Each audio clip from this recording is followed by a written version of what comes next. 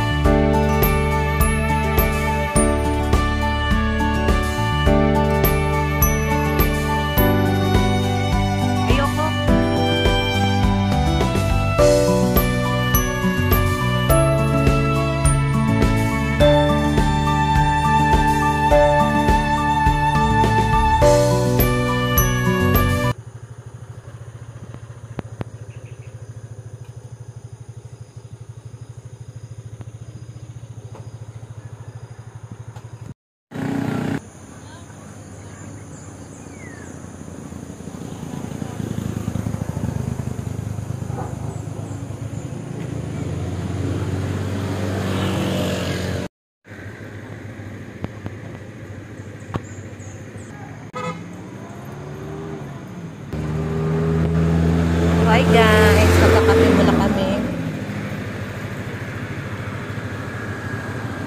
Dahil medyo mahaba ang biyahe pa.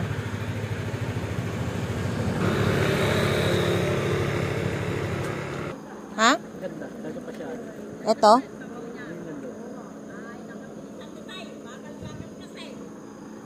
One hour later.